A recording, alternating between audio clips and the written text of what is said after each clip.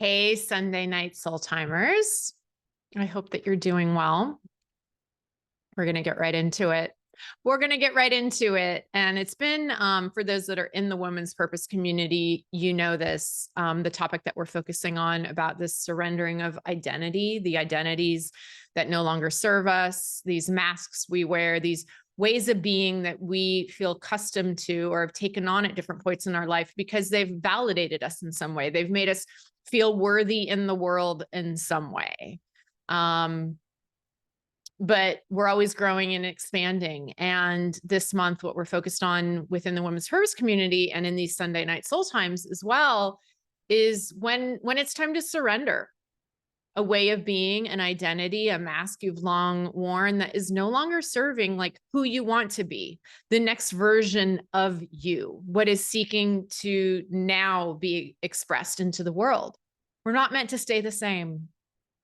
If there's things you're meant to hold on to, right? But if you're exactly the same person you were 20 years ago, right? That's not, you're meant to grow, you're meant to evolve, you're meant to change. And so that's okay. It's a good thing.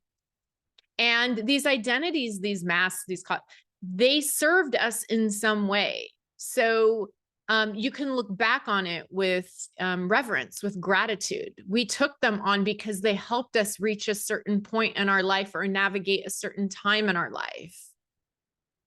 Last week I talked all about like the good girl persona or, the strong man, right? Like they have served us in some way. They didn't come out of nowhere, but there reaches a point when to birth a new you, to manifest a goal or a dream, that old way of being, that old identity mask becomes heavy. It becomes heavy and it's time to let it go and to surrender it. And so in last Sunday night soul time, I gave you an exercise to just start to get curious about that, to start to brainstorm, the different kind of personas, the different identities, the different masks that you wear in different types of situations. People expect you to be the funny one or whatever it is. And to just start to brainstorm that and then start to tune in, like which are feeling heavy, which no longer feel like how I want to show up in the world, which are just starting to feel old for me and I don't want to do it anymore. I might not even know why, but something is no longer feeling authentic about it. Okay. And so that was some of the work. And what I want to invite you to do this week is to identify the one that is feeling the heaviest. And again, this can be anything. In the women's purpose community, we're really focused on two. We're focused on, the overachiever and the people pleaser. So the overachiever, like I get the primary sense of my worth and value in the world from what I'm putting out into the world. So I'm always in this doing energy. I'm always focused on achieving success, the next thing, always overscheduling myself. I'm very uncomfortable in silence. And then the people pleaser, I am placing other people's needs ahead of my own at detriment to myself. But there's many other masks as well. One woman in the community mentioned like being like the party girl or the person that I only have fun when I'm drinking. That can be a persona or a mask that's become outdated and you don't want to be that person anymore. I relate to that one, by the way. There can be, so many others, right? So I want to invite you this week to just tune in to the one that feels the heaviest. And then what I want you to do is so that's number one. Number two is just start to describe like, what is that costume? What is that mask? What is that identity as best you can? How did it come about? Where did it come from?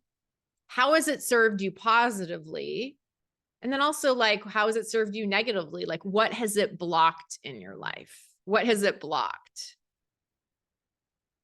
And then the third and final piece, I just want you to sit with and feel any feelings you feel about it. What grief, what fear comes up with the thought of surrendering and letting go of that part of yourself, right?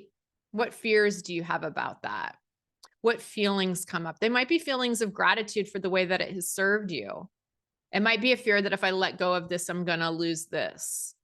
So to just sit with that discomfort and spend a little bit of time in that